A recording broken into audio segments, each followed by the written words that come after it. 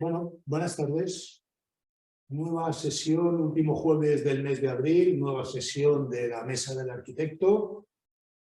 Hoy tenemos al colectivo La Cuarta Piel, como se puede ver ahí en la pantalla. Un colectivo de arquitectos y artistas vinculados a Alicante y a sus actividades que se desarrollan en la ciudad, que tienen además de su juventud, lo cual ya es un mérito, que sean jóvenes y además con un currículum extenso y sorprendentemente variado de sus acciones, actividades tanto arquitectónicas como artísticas. Me entusiasma que hayan participado en la Bienal de Venecia, porque para mí la Bienal de Venecia es siempre la Bienal de Venecia. Y bueno, pues nos van a hablar de sus actividades. Hoy además, frente a que habitualmente nuestro conferenciante es una sola persona, y el colectivo de La Cuarta Piel es amplio, hoy la conferencia va a ser coral, lo cual no quiere decir que interpreten a coro, sino que se van a ir pasando la palabra. Prolongar la compañía es el título que le han dado a la charla, y como aquí ya estamos en presencia y espero que tengamos audición por streaming, pues simplemente recordar que el día último jueves de mes, que creo que del mes de mayo, que será el 25 o el 27, tenemos la participación de Daniel Millor, y que será la última de este noveno curso. Como siempre, agradecer al MACA y al personal del MACA que nos atiende, nos prepara magníficamente la biblioteca, nos deja que estemos aquí el tiempo que necesitemos, lo cual es interesantísimo para todos nosotros, y por supuesto al Colegio de Arquitectos que facilita la retransmisión por streaming. Hoy no tenemos a la directora del MACA, que necesitaba ausentarse. Está dando una conferencia en Valencia, lo cual está bien, que coloricemos a los de Valencia que lo necesitan. Y por parte del colegio, Quique también hoy está ausente, pero tenemos también la colaboración de Diego, que con Quique es el que prepara a primera hora de la mañana las posibilidades de retransmisión, pero que está aquí directo por si tenemos alguna incidencia. Y sin más, Juana tiene la palabra. La Cuarta Piel, prolongar la compañía. Bueno, tú me digas, yo. Vale, pues nada, muchas gracias, Santiago. Lo primero de todo, extender ese agradecimiento al público por haber venido hoy aquí al museo, a las amigas y compañeras que nos estarán viendo por streaming, a Santiago de nuevo, no solo por las palabras de ahora, sino por el acompañamiento estas semanas, al MACA por acogernos hoy, y aquí extiendo un poco el agradecimiento al colegio, también por seguir acompañando, impulsando estas charlas ya durante tantos años. La verdad que para nosotras es un orgullo ocupar por un ratito un espacio en el que antes estuvieron figuras que consideramos referentes o a las que tenemos gran estima, y a la vez tenemos que reconocer que no podemos dejar de sentirnos algo intrusas, porque aunque sabemos que tras el título de la Mesa del Arquitecto en este espacio se ha hablado de paisaje, de comunicación, de economía, de arte o de diseño, y aunque nuestro colectivo está conformado, al menos, como decía Santiago, por 7 arquitectos titulados y muchos en realidad apasionados de la arquitectura y la intimidad, bueno, en realidad al ocupar la Mesa del Arquitecto, pues no podemos dejar de pensar que nos adentramos un poquito en un espacio que siempre recorremos por sus bordes y que cada cierto tiempo miramos con algo de escepticismo. Bueno, en ese sentido, la verdad que nosotros apenas utilizamos la palabra arquitectura, a no ser que sea estrictamente necesario. La manoseamos un poco para definirnos cuando notamos un cliente inseguro, o utilizamos sus códigos para comunicar un proyecto que está iniciando y que todavía no sabemos a dónde se dirige, pero internamente la verdad que es casi mejor no sacar la colación, porque después te tocaría tener que defenderla y la verdad que estamos un poco cansados para según qué cosas. Suponemos, no sé, yo creo que nuestro subconsciente queda todavía eso que nos decía Enrique Nieto, de que podías coger cualquier libro, sustituir la palabra humanidad por arquitectura y no perdía una pizca de sentido, ¿no? Y yo creo que quizás hablar de humanidad a nosotros un poco demasiado, ¿no? Pero puesto que hoy venimos aquí como a la mesa del arquitecto y sabiendo que nuestros interlocutores seguramente sean bastante más generosos que nosotros mismos, pues nos hacía cierta gracia hacer un intento por hablar de arquitectura, ¿no? O por lo menos desde la arquitectura o a través de ella. Al menos por conectar o resignificar lo que hacemos con una arquitectura que nos interesa o que aunque sea lejana la sentimos cerca, ¿no? Y también, aunque con el tiempo nos hayamos vuelto un poco más dóciles y el anonimato que se esconde detrás de la virtualidad a veces nos pare un poco, bueno, también proponer en crisis algunas, o distanciarnos de algunas arquitecturas que no nos interesan demasiado. No sé si habéis leído antes el resumen, era más o menos lo que prometimos, así que intentaremos cumplirlo. Pero antes de comenzar con la conferencia como tal, bueno, queremos colar 3 breves anécdotas personales que sucedieron antes de que cada uno de nosotros formáramos parte de esta amalgama que es la cuarta piel, quizás porque alguien nos dijo que la mejor forma de iniciar una historia es con un érase una vez, o quizás porque con ellas un poco revoloteando, reverberando durante la conferencia, seguramente es más sencillo entender de qué os proponemos hablar realmente, qué nos interesa, que ya intuir es que no siempre lo hacemos accesible y quizás estas anécdotas como que nos ayudan, ¿no? Como a generar esos vínculos. Yo he querido traer esta imagen de cuando con Andoni, Nacho, Nuria y los compañeros de la herrería ganamos Europan y nos desplazamos a Raufoss, a Noruega, a ver por primera vez la zona, bueno, donde habíamos proyectado un master plan bastante grande de más de 6 hectáreas. No voy a detenerme mucho en él, se trata de un pequeño pueblo a un par de horas al norte de Oslo, que se caracteriza por tener una industria especialmente armamentística muy potente y con mucha vivienda diseminada. Ganamos por una cuestión relativamente simple, necesitaban una idea de centro urbano y mejorar las comunicaciones, tanto bueno, peatonales como viarias, y en realidad nuestro proyecto era prácticamente el único que lo ofrecía. Y bueno, unos meses después de la gala y toda esta historia nos invitaron a ir allí a visitar el pueblo. Mentiría si dijera que no nos sentimos a gusto en la visita, nos acogieron como si fuéramos de la familia, o sea, este espíritu nórdico sí que se dio, ¿no? Nos recogieron en el mismo aeropuerto, nos reservaron un hotel muy agradable, nos invitaron a cenar al mejor restaurante del pueblo, o sea, como donde cerraban los acuerdos armamentísticos, podéis imaginar. Pero en realidad era un poco difícil no sentirse como los protagonistas de la segunda imagen, ¿no? Para un breve inciso, para los que no conozcan el proyecto, Ordos 100 fue una especie de encargo a 100 arquitectos de todo el mundo, famosos entonces y todos menores, bueno, jóvenes, ¿no? Este calificativo que tanto se manosea, comisariado por Ai Weiwei dentro de una operación urbanística gigantesca en el desierto de Mongolia, en la ciudad de Ordos. Les pidió a cada uno que desarrollaran una pequeña vivienda unifamiliar, pero en el fondo lo que se estaba haciendo era una especie de operación de blancamiento, ¿no? de esa gran operación urbanística a través como un pequeño ensayo, ¿no? Donde la arquitectura se vende como cultura y de alguna forma validaba el conjunto, que era otra cosa, ¿no? Con una promoción de viviendas y demás. Y bueno, en algún momento del proceso, Ai Weiwei decide invitar a todos esos arquitectos a compartir una especie de convivencia que a su vez les sirvió de excusa para generar un documental que, si a alguien interesa ver por su dimensión cómica, yo recomiendo.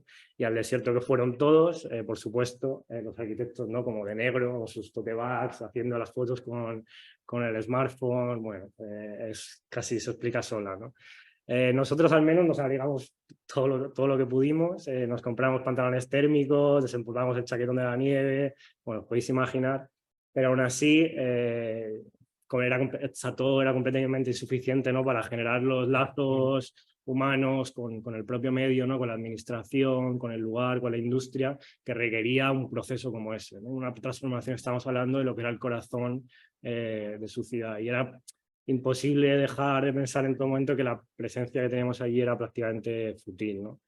Claro, además Noruega es un país serio, ¿no? Cada día que pasábamos allí le suponía un coste, había un momento de llegada y tenía que haber un momento claro de despedida, y mucho había que haber prolongado la compañía allí para poder llegar realmente a dar sentido como a ese proceso. Vale. Bueno, pensando un poco en la anécdota que podía traer yo aquí a esta conferencia, me puse a recordar en un periodo más pospandémico, que de eso parece que hace mucho, ¿no? Donde un día un equipo de mediación formado por Diana y Ángel junto con el Centro Cultural Las Cigarreras organizan un encuentro entre los agentes que en ese momento habitaban los espacios del centro cultural, ¿no? Este encuentro, su título era Construir desde adentro. Es un título que me parece bueno, que es muy sugerente, al cual no voy a poder entrar mucho en detalle, pero que sí quería sacar y quería comentar que, bueno, que fue un momento donde se pretendía abandonar como esta idea totalitarista de las instituciones culturales o museísticas como algo muy reglamentado, en favor de buscar dinámicas pues, más sociales, más comunitarias, con las que tejer redes afectivas y más duraderas, ¿no? Entonces, aquí viene como un poco la parte más ñoña, es que justo ese mismo día también conocí a varias de las que son mis compañeras actualmente, donde presentaron un proyecto que era Ficciones Compartidas y al que estoy enormemente agradecida de que me invitasen gratuitamente. Y bueno, era un proyecto que tenía la ambición de hacer del Secadero un lugar desde el cual repensar la institución y cuáles son los vínculos con aquellas comunidades y territorios que la enmarcan, ¿no? Entonces, como que de esta anécdota saco dos cosas claras, que bueno, que son como dos opiniones personales, que una de ellas es que una institución fuerte es aquella que reconoce esas partes y luego que la arquitectura no es esta cosa canónica de construir edificios, sino que son otros modos de mirar, otros modos de hacer, donde se cruzan y se lían pues, disciplinas, materialidades, relaciones, personas. Entonces ahí está. Y bueno, yo la anécdota que he traído es un proyecto que desarrollamos en primero de carrera, en una asignatura que se llamaba Especulaciones, que llevaba Chuamán con Andrea y con Nacho, que son unos fantásticos docentes. Y creo que es mi primera obra de arquitectura y de mucha otra gente. Y en realidad lo que destaco mucho fue el campo de posibilidades que se me abrió cuando yo entré en la carrera pensando en poner ladrillos, en hacer edificios y de repente pues alguien fue capaz de convencernos para que fuésemos por las noches a los contenedores de Madrid a sacar botellas de plástico, construyésemos ese bicho totalmente informe en el patio de la escuela, plantásemos unas plantas que fuimos encontrando por ahí y que lo hiciésemos nuestro, ¿no? Y bueno, yo lo que me gustaría destacar un poco es como esa energía, esa posibilidad que se abrió. Y estoy totalmente agradecido y que es un proyecto que cuando me viene a la cabeza siempre como me da mucha fuerza y me trae muy buenos recuerdos. Entonces, bueno, después de estas tres anécdotas, y si mis compañeras me lo permiten, aquí una de las pocas artistas del grupo, una de las pocas mujeres menor de 30 años, os va a intentar explicar o contar o introducir qué es la arquitectura para nosotras. Quizás no desde ese canon o de la edificación exclusivamente, sino a través de tres maneras de mirar, de compartir y de hacer arquitectura, que más o menos podrían explicar un poco pues, a lo que nos referimos cuando con lo que hacemos cuando decimos que estamos investigando, lo que significamos cuando hablamos de interdisciplinariedad o lo que hacemos cuando decimos que hacemos arquitectura. Entonces, más concretamente, estos tres caminos que comentaba lo ubicamos en tres entornos con los que continuamente estamos habitando y trabajando de la ciudad de Alicante, que es el Monte Benacantil, el entorno de Carolinas y Rabasa. Entonces, empezando por esta última y dándole la palabra a mi compañero Íñigo. Sí, bueno, se ha movido un poco el título, pero... Sí, al pasar del drive al... Bueno, cosas del directo. O sea, Expediente Rabasa es un proyecto, bueno, el primer entorno que queremos traer, como ha dicho Andrea, son las lagunas de Rabasa. Aquí realizamos nuestro primer proyecto pedagógico, que fue con el IES San Blas, con el Instituto San Blas. Y un poco el origen y lo que dirigió todo el proyecto fue la situación urbana en la que se encontraba el instituto, ¿no? Está en una de las últimas zonas de desarrollo de la ciudad de Alicante y está justo en el borde o haciendo frontera con todo ese espacio considerado como residual o como un gran descampado o sin un valor claro para el planeamiento, que son las lagunas de Rabasa. O sea, fue bastante interesante porque vimos que había muchas cosas que compartían tanto las lagunas como el instituto, aparte del ámbito geográfico. Y una cosa que nos llamó mucho la atención y que nos pareció muy divertida es que, aparte de tener como las mismas especies en su patio o tener la misma fauna que cruzaba de las lagunas y atravesaba también como el instituto, tenían una gran laguna en el propio instituto. O sea, de alguna manera, cada vez que llovía se les encharcaba el patio brutalmente, todo se llenaba de agua y al final hacían estas carreras en las sillas que nos pareció que, bueno, era fantástico como punto de partida, ¿no? O sea, el curso lo organizamos de una manera muy dinámica, con muchas acciones, y la primera sesión lo que hicimos fue hacerles una encuesta en la que queríamos o les pedíamos que si la respuesta era afirmativa se pusiesen de pie, si la respuesta era negativa se mantuviesen sentadas. Y o sea, empezamos preguntándoles si habían estado alguna vez en las lagunas de Rabasa, y es verdad que un número notable de alumnas habían estado en las lagunas. Cuando empezábamos a profundizar sobre si conocían cuál era el origen, si conocían la historia de ese sitio, si sabían lo que estaba ocurriendo allí, prácticamente nadie se levantaba, ¿no? Como que había una confusión muy grande a pesar de la cercanía al espacio, ¿no? Otro ejercicio que hicimos fue un ejercicio de escritura impulsiva en el que buscábamos que volcasen un poco como toda esa nebulosa que tenían en la cabeza cuando les decíamos qué hay en las lagunas de Rabasa o qué habrá en el futuro. Y fue bastante interesante porque vimos, bueno, una disparidad de ejercicios que en algunos había cosas muy interesantes porque se imaginaban que había laboratorios allí o que había como unas libélulas gigantes o como unas cosas muy, muy particulares, pero también nos sorprendió que había gente que directamente nos hablaba del partido del Madrid-Barcelona que fue el domingo pasado y de Leo Messi y cómo Leo Messi estaba jugando en las lagunas de Rabasa. O sea, un poco el ejercicio era que no podían parar de escribir y entonces como que la cabeza se les iba eso, ¿no? Que fue algo bastante, bueno, chocante que vimos. Y en realidad, o sea, conversándolo entre nosotros, ese desconocimiento o distancia hacia lo árido del ecosistema Rabasa realmente no es propio, no es exclusivo, ¿no? del instituto, de los estudiantes del instituto, sino que en realidad es bastante habitual y no queríamos dejar de mencionarlo, aunque sea una cuestión más o menos manida, cuando se ha tratado, ¿no? de promover y administrar este espacio, donde esta sociología, ¿no? del campo de golf, del césped artificial y el verde, en cierto sentido han consolidado una mirada de la diferencia hacia las ecologías propias de Rabasa.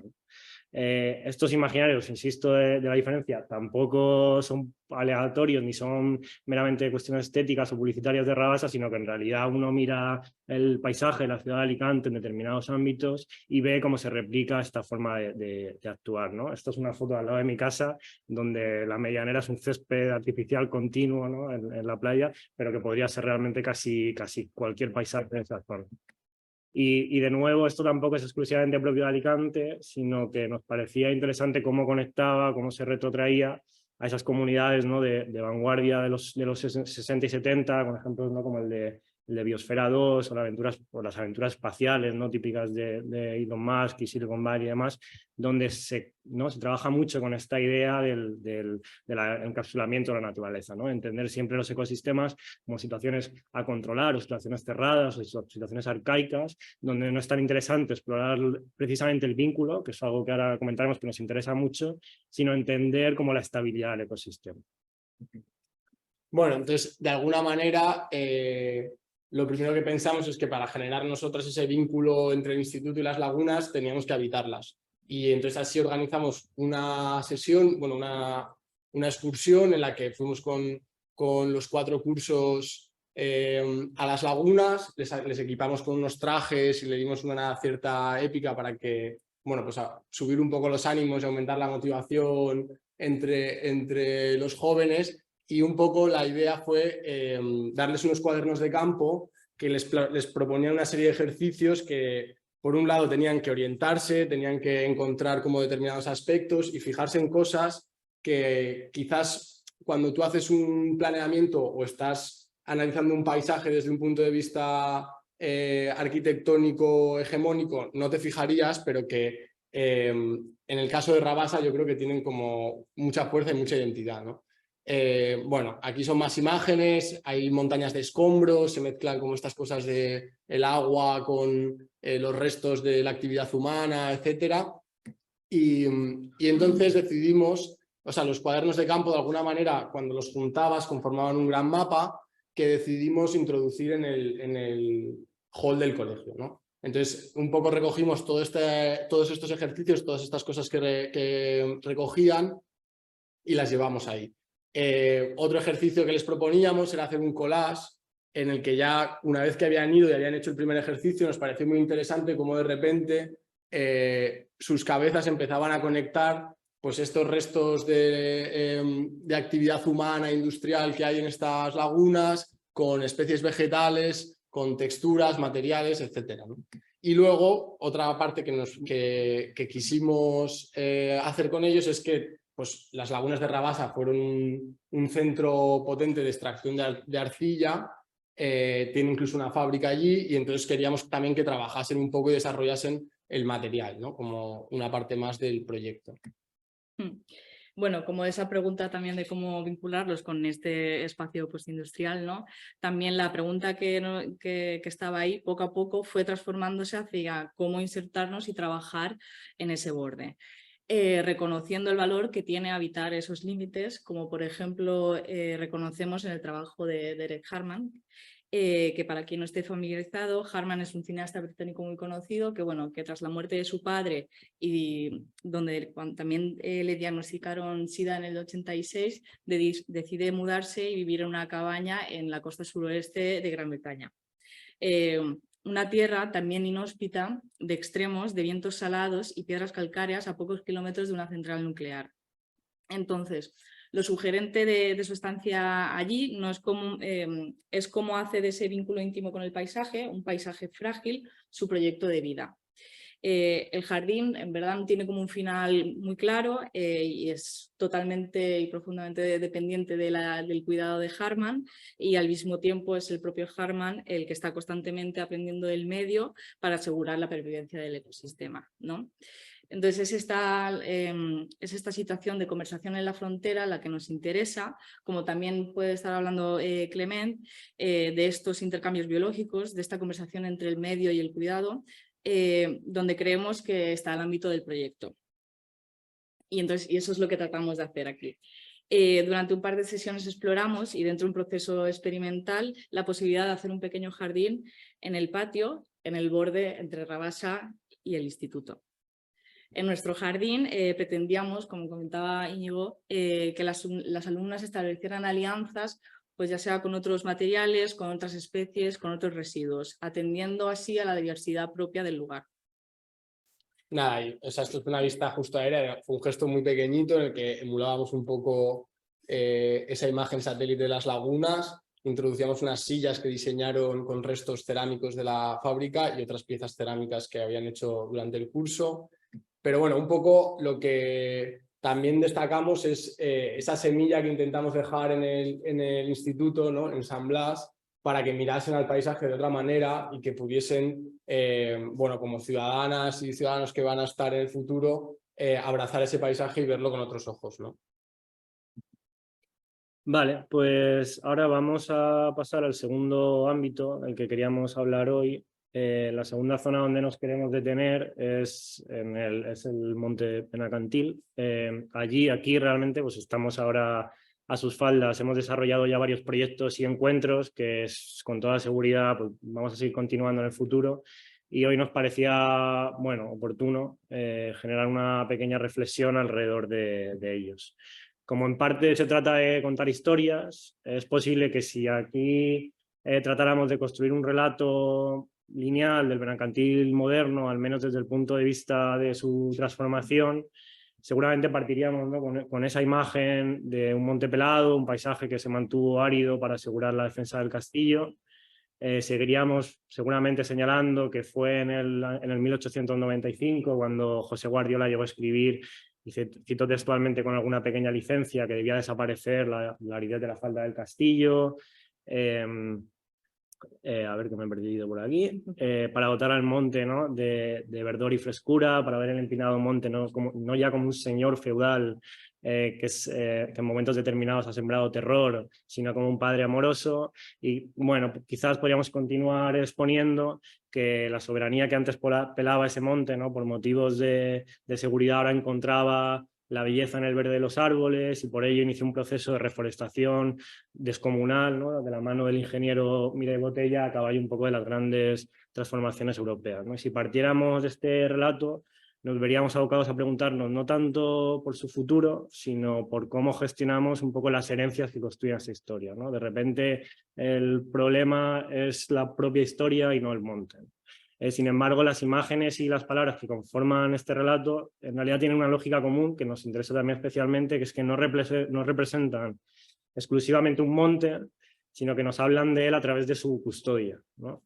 Achacar la sequedad del monte al ayuntamiento, ministerio, o palabras como público, soberano o padre amoroso, ¿no? Son protagonistas y tienen tanta o quizás más importancia que la técnica, que la morfología, ¿no? En la propia configuración del monte.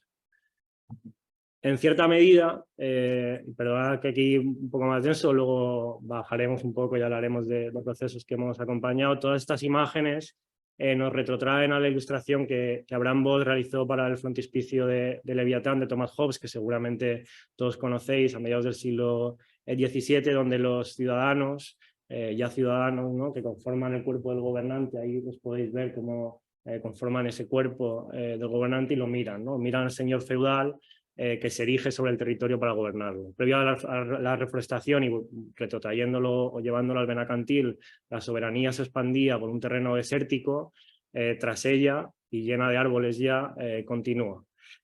Una soberanía que esto quizás en la charlita después o más tarde con unas cervezas podemos tratar con más detenimiento, que sentimos que cada vez se intensifica más, ¿no? O sea, cuestiones como los incendios, ¿no? Las conversaciones alrededor del mundo rural en realidad se están cada vez chocando más con una noción de gestión del territorio, ¿no? De gestión de estos espacios que no son necesariamente ciudad, mucho más controlada por la administración, ¿no? Lo triste y peligroso, en realidad podríamos decir, no es tanto solamente que el borde esté verde o pelado, sino que como en la ilustración, pues dejemos de mirar al territorio, dejemos de mirar a la ciudad, dejemos de cuidarlo, ¿no? Esta palabra que volverá a aparecer, para fijarnos exclusivamente en las decisiones del soberano. Parecería obvio, ¿no? Como después de esto, pero ¿y si la arquitectura que requiere el monte, antes de nada y con muchísimo tiempo y cariño, es mirarlo con detalle, ¿no? ¿Qué pasaría si realmente nos enfocáramos en comprenderlo, comprender sus ecologías, sus contradicciones? Justo, realmente el Benacantil es, casi desde cualquier punto de vista, lo más parecido a una figura mitológica. Y es cierto, como dice Juanma, es muy difícil vivirlo una vez estando allí desde esa linealidad institucional. Pues siempre hay un relato que se escapa, ¿no? En cada rincón se esconde una historia que te desplaza más atrás o muy lejos, un deseo que imagina un futuro distinto. Entonces, con el monte, puedes hablar probablemente de la historia de España en mayúsculas, de la Guerra de Sucesión o de Felipe II, pero también puedes hablar de sismicidad, es de un monte que prácticamente se cae a troces y que seguimos obsesionados por contener, de turismo, de dónde está el límite de la tecnología para un ascensor que no para de averiarse, de domesticación, de cómo sus gatos se han adueñado del monte, probablemente con ayuda de los humanos, de desertificación, de un proceso imparable que de nuevo nos obliga a pensar nuevos paradigmas, de cuidados, de dejar de lavar la ropa en el monte, pintarte los labios con carmín, o claro, de repensar la custodia ciudadana de las ruinas de una casita en el monte o de la cabaña del colombófilo. Entonces, claro, evitar esas contradicciones, ¿no? Uno puede encariñarse con quien cuida de los gatos cada tarde, con Laura, que perdió a su gato Blacky, lo reencontró en el monte con una camada salvaje y desde entonces va cada tarde a cuidarlos, y al mismo tiempo, claro, uno también puede empatizar con quien desearía que los gatos desaparecieran del monte por su elevado impacto ecológico, ¿no? Del mismo modo, uno puede empatizar con el proceso de reforestación y con el resultado del proceso de reforestación de Mireia Botella, al mismo tiempo que podemos cuestionarnos, ¿no?, por qué no sentimos cariño, por qué no sentimos interés hacia esos otros paisajes que definían como el territorio, como son los semidesérticos. Y en realidad todos estos relatos, todos estos saberes, todas esas demandas, aunque puedan ser muchas veces contradictorias, lo que nos interesa es que son parte de la historia del monte, ¿no? Alteran sus ecologías, constituyen su día a día y queremos pensar, y quizás esto es lo más importante para nosotros, construyen una comunidad, ¿no? Construyen una potencial compañía. Y fruto un poco de ese deseo por, bueno, por comprender, por simplemente sumergirnos en esos ecosistemas complejos, donde en realidad es muy difícil ocupar un lugar preciso, pero sobre todo por entender cuáles son las compañías del monte, por ponernos con ellas, ¿no? Surge Prótesis y Bestiarios, que hemos traído ahí un pequeño ejemplo, cuya primera edición desarrollamos en el Benacantil. Sí, o sea, Prótesis y Bestiarios fue un proyecto que durante semanas nos ocupó y nos tuvo subiendo y bajando el monte, conociendo sus habitantes y escuchando historias y cosas que tenía la gente que contarnos que son más interesantes que las que os estamos contando ahora.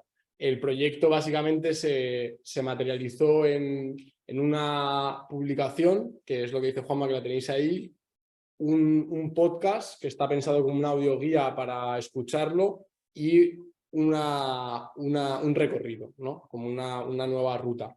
Entonces, al final, bueno, un poco la idea es que tú vas escuchando este podcast mientras vas haciendo el recorrido y por otro lado, esta publicación como que amplía las mitologías y un poco todas las cosas que se quedaron fuera del audio, ¿no? De lo que se escucha.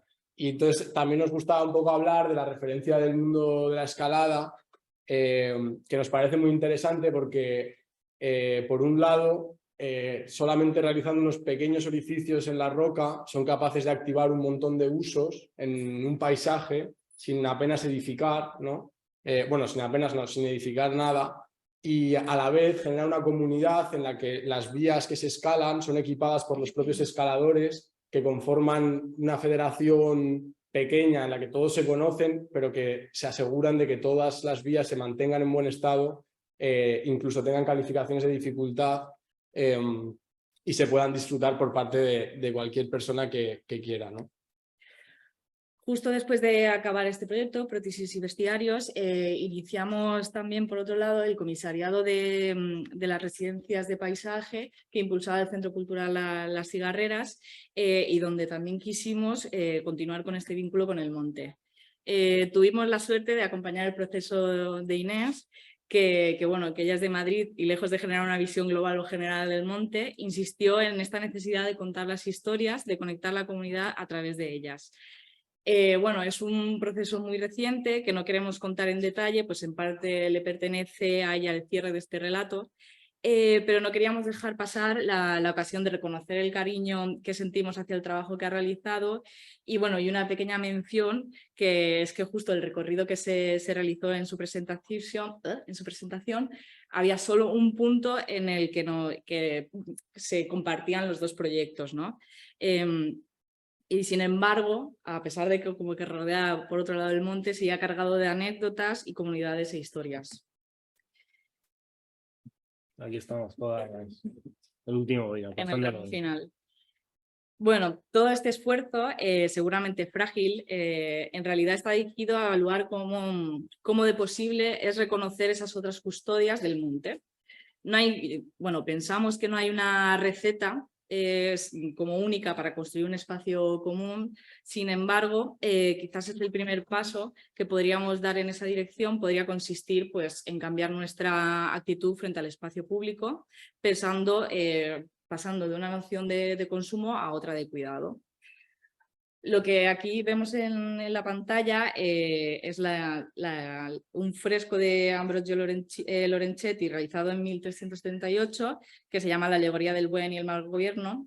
Y bueno, la traemos porque el cuadro refleja una Italia previa a otra pandemia, justo la peste, pues bueno, que refleja un poco también estos problemas de la tiranía al mismo tiempo que reivindica situaciones donde la población tiene una gestión más activa en ese entorno urbano, ¿no? lo curioso precisamente de eso es que las calles no necesariamente son entendidas como espacios públicos, sino más lugares ocupados, habitados y cuidados, pues gente que habita ese pueblo, desde balcones repletos de flores, comerciantes, obreros arreglando la calzada, ¿no? Entonces, digamos que aquí estamos hablando más de una arquitectura del mantenimiento o del cuidado. Seguramente la necesidad de una ciudad contemporánea requiera de relegar parte del cuidado del Estado, pero nosotros continuamente nos preguntamos dónde ponemos ese límite y hasta qué punto desvinculamos la ciudadanía de la custodia de este espacio. Entonces, y de nuevo, lo interesante de este proyecto no es tanto ese libro, no es ese podcast que comentaba Íñigo, ni la visita o el resultado, sino la posibilidad de que existan otras custodias que se atisban de poder prolongar esas compañías. Entonces, bueno, como tras comprobar y vivir ese atisbo de comunidad, no podemos dejar de apenarnos, de apenarnos por leer como este tipo de títulos, pues bueno, que un lugar tan importante y emblemático para la ciudad como es el Monte, donde se cruzan una infinidad de comunidades e intereses, pensamos que quizás requieran de otros procesos más complejos e inclusivos a la hora de hablar de su futuro, ¿no? Entonces, más allá de una propuesta formal, que seguro que puede ser interesante y de calidad, nos preguntamos si la arquitectura no tiene que estar atenta a algo más. Vale, aquí ha vuelto a pasar el fallo de diseño gráfico. Nada, el tercer y último lugar sobre el que nos queremos detener hoy y ya dar paso como a la conversación es el entorno de Carolinas. Allí hemos desarrollado ya varios proyectos desde que comenzamos más o menos ingenuamente hace 4 años, por el 2019, y hoy queríamos aprovechar para tratar con un poco más de cariño aquellos que hemos desarrollado no tanto en Cigarreras, que muchos de los que estáis hoy aquí habéis venido a visitarnos y os agradecemos con mucho cariño habéis venido, sino un poco más hacia arriba en el entorno de Carolinas, ¿no? Para quien no esté tan familiarizado, muy brevemente, cuando comenzamos a trabajar más profesionalmente, comprometidamente en el entorno de... Uy, ¿por qué está esta imagen? Es la misma. Es la misma. Uy. ¿Cuál quieres? Pues quiero la otra.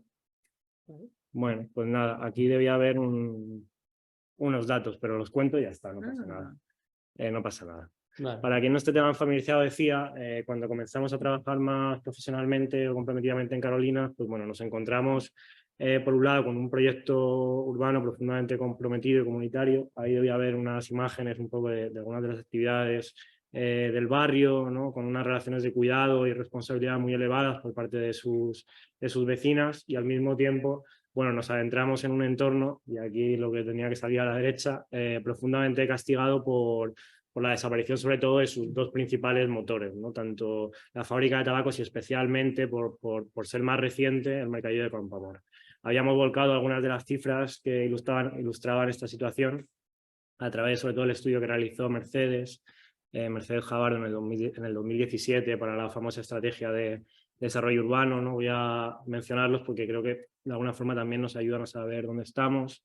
Casi 4 puntos más respecto a Alicante en la media poblacional en el 2006. Es verdad que se redujo 2 puntos en el 2016. Más de 50 puntos en relación al índice de envejecimiento, ¿no? Casi 9 puntos menos respecto a la población activa.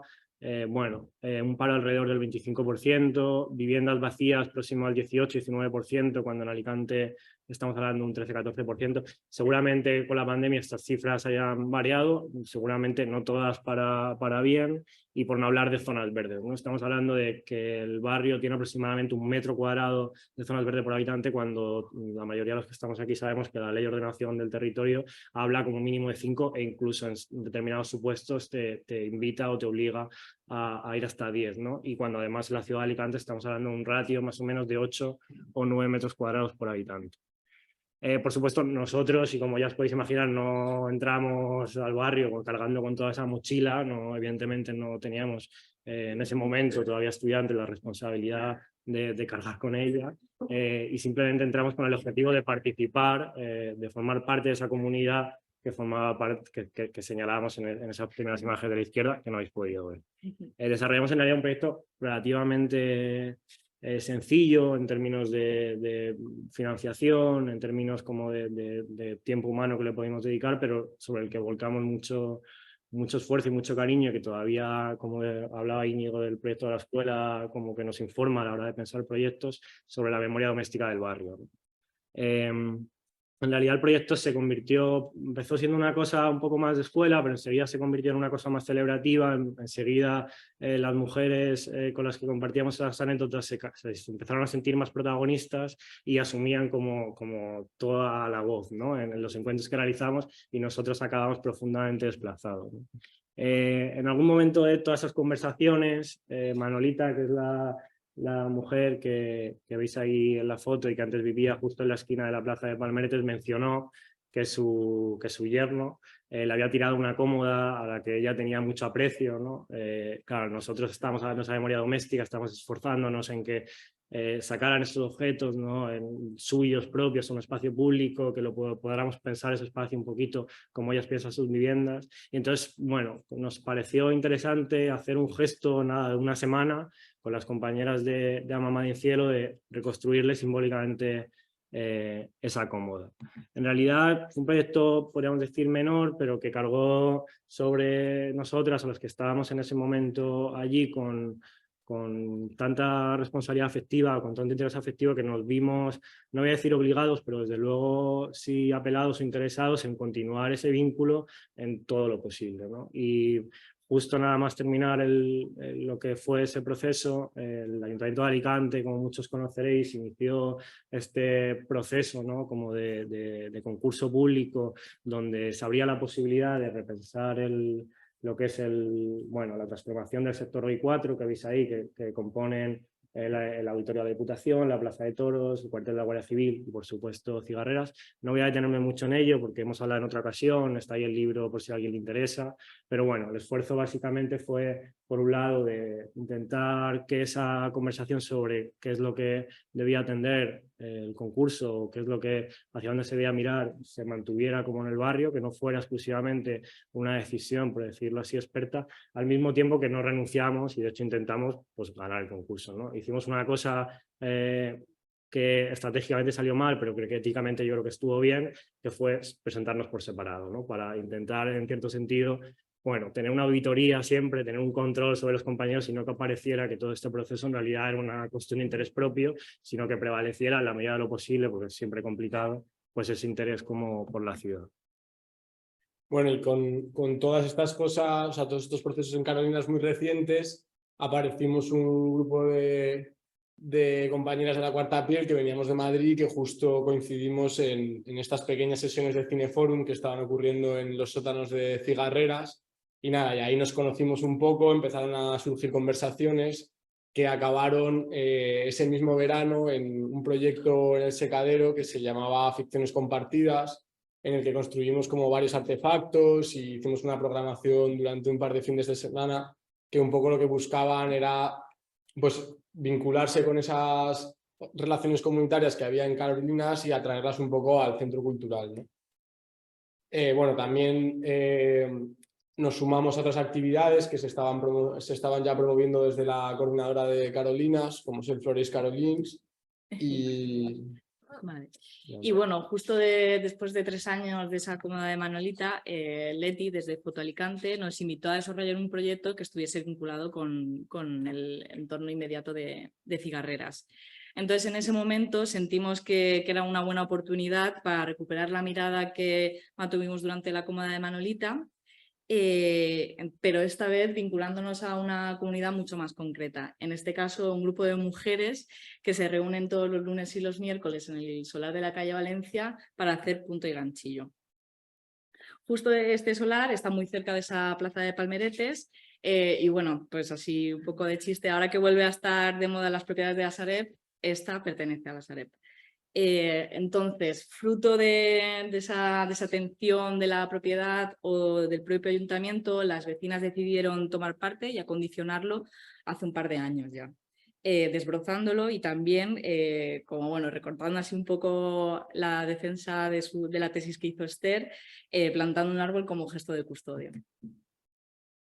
Bueno, más concretamente este proyecto resultó ser hacer una película que se centró en 4 sesiones, bueno, donde miramos a ese lado más íntimo de la frontera, ¿no? Hacia ese espacio más doméstico, para tratar no solamente de visibilizar y construir ese autorretrato, sino también con el objetivo de detectar formas de cuidado que se puedan desplazar al espacio público. Entonces fue muy curioso también que en paralelo, durante el proceso de los talleres, detectamos que habían un exceso de contenedores de obras por todo Carolinas, ¿no? Y bueno, esto era pues fruto de un proceso de adaptación de las viviendas al mercado turístico, y bueno, que era como es muy obvio la cultura material que va arrastrando, ¿no? Entonces, finalmente, de todas estas conversaciones que tuvieron lugar en los talleres y pues desde un sentido pragmático, decidimos llevar una pequeña intervención y adaptación en el solar que por un lado facilitase sus encuentros y por otro recuperase y resignificase esa materia desatendida y desvalorizada del barrio que hemos comentado anteriormente, ¿no? Entonces, en este sentido es importante señalar para nosotros bueno, que la arquitectura, en este sentido como más formal, apareció pues, a mitad del proceso, no como una condición, como un fin, sino como un medio o una herramienta. Justo, y bueno, nada, esto es una descripción un poco de lo que fue la operación. Básicamente nos pasamos también 2 semanas paseando por el barrio buscando contenedores que habían deshecho baldosas que pudiéramos recuperar.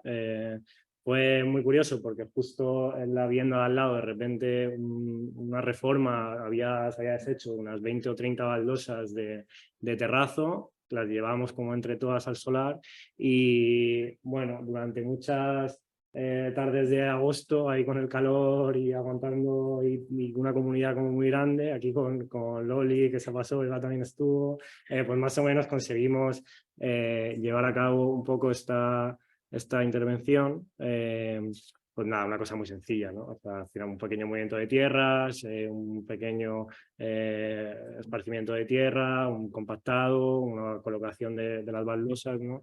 Y luego el agrado. Y pasaban estas situaciones, ¿no? Que te generaban esas conexiones mentales, ¿no? Lule cogiendo el pisón, te hablaba, ¿no? De esas potenciales comunidades constructivas, ¿no? De querer. Y bueno, esto es un poco el resultado, que bueno, más allá de su valor intrínseco, nos parece muy interesante un poco lo que generó, ¿no? No entendemos esta arquitectura que se ve, como decía Íñigo al principio, como ese fin, sino precisamente entenderlo desde el proceso. Y todo esto en realidad no hubiera sido posible sin, como decía antes, sin la participación de toda esa gente, ¿no? Realmente lo que intentamos a veces nosotros es desplazar dinero de la cultura hacia estas necesidades, a veces como más materiales, más concretas, pero realmente sin esa comunidad, sin esa ayuda, sin esas personas como que ponen su tiempo, ponen sus cuerpos y ponen su interés como en que salgan adelante, pues estas cosas no ocurren, ¿no? Y bueno, aquí tenemos las imágenes finales, pues eso, finalmente una de esas noches calurosas de septiembre, ya a finales, estrenamos lo que es la película, bueno, estrenamos el suelo proyectando esa película que se generó durante los talleres, y bueno, digamos que es una película hecha por ellas, hecha por nosotras, como el suelo, pues digamos que la autoría pues, pertenece a un grupo o a una comunidad, pues al menos como lo entendemos, ¿no? Y bueno, y de nuevo, más allá de la operación formal, lo realmente esencial para nosotras es, al fin y al cabo, prolongar esos vínculos y formar parte de esas comunidades, pues estamos ahí aún.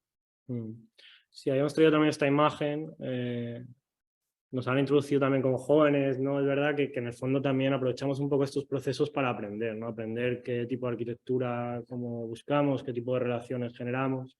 Y nos parecía interesante, ¿no? Como que este proyecto realmente sin buscarlo, en parte sí, pero a lo mejor no con la intensidad que luego se generó. Lo que promovió también fue unas relaciones de cuidado, ¿no? Con luego las mujeres con las que hemos estado desarrollando los talleres hacia el propio lugar, ¿no? Era muy interesante porque el haber participado como en esa experiencia fue lo que también les promovió a ellas enseguida, ¿no? El día siguiente de la película, preocuparse por el estado, asegurarse de que las plantas estaban regadas, y esto pues, nos lleva un poco a estas imágenes, no sé si conocéis la gran mezquita de Yené. En realidad lo interesante estos salientes de madera que ven ahí no es tanto una dimensión estética, sino que lo que hacen, en cierto sentido, es facilitar que cada año se pueda celebrar casi un acontecimiento donde los vecinos, los participantes como de esa comunidad reconstruyan, ¿no? Le den una nueva capa de barro que asegure la estabilidad del edificio un año más, ¿no? Entonces, era interesante, y hago aquí un pequeño, ¿no? Como, por ejemplo, el otro día en el colegio se hablaba, ¿no? de esta necesidad de la industrialización para suplir, ¿no? esa falta de oficios que probablemente había generado el periodo de crisis, ¿no? Y la necesidad como de pensar procesos que requiriesen menos mano de obra, y seguramente es cierto, para determinado tipo de arquitectura debemos explorar esas posibilidades, pero es también cierto que podemos pensar esa mano de obra no desde una dimensión negativa, sino desde una dimensión de cuidado, ¿no? Como empezamos a pensar que la arquitectura en realidad lo que hace también es activar medios, activar procesos donde la gente asuma agencia sobre ellos, ¿no? Y en realidad eso es lo interesante también en un contexto donde nadie sabe muy bien qué está haciendo, qué va a hacer o qué sentido tiene, ¿no? Cuando ya toda la robotización y demás asola. Y bueno, ya para ir cerrando, aquí hemos recopilado algunos de los principales, una imagen por proyecto, los principales proyectos que hemos hecho desde que echamos a andar, y aunque son muchas cosas, tampoco podemos negar que nos sentimos bastante frágiles y débiles en muchos momentos, y que hacemos muchos malabares para sortear la precariedad laboral, y que muchas veces ponemos la ilusión por delante de las condiciones laborales que nos gustaría tener. Estamos muy agradecidas también a toda la gente que nos acompaña y nos apoya y hace al final sostenible todo este tipo de proyectos, y a la vez también como que queremos hacer un llamamiento a las instituciones, a la gente en general, a que nos apoyen y que den un poco una continuidad a todo esto, porque bueno, creemos que tenemos todavía mucho que aportar y mucho recorrido, y sobre todo aquí en la ciudad de Alicante, ¿no? Y ya sí que sí, para cerrar, como que después de este tiempo de proyectos, pues estamos empezando a entender que todos estos procesos se alejan mucho de la inmediatez y de las soluciones instantáneas, y que necesariamente necesitan de reclamarse, o sea, de dilatarse en el tiempo, ¿no? Y entonces, y por supuesto también como de una comunidad, ¿no? De esos grupos humanos que los acompañan. Entonces, bueno, hemos traído este ejemplo que nos parece bastante ilustrativo, que es de Jacoba Mulder y de Aldo Van Eyck, que al final se pasaron 30 años trabajando en el entorno de la ciudad de Ámsterdam y llegaron a construir más de 700 proyectos de espacio público, y al final al que le dedicaron un poco toda una vida, ¿no? Entonces, bueno, hasta aquí nuestra parte. Ahora si queréis, ¿no? Bueno, no sé si... Sí, agradeceros mucho que hayáis aguantado todo este tiempo, y si queréis ahora cualquier pregunta, cualquier cuestión, aquí estamos para comentar.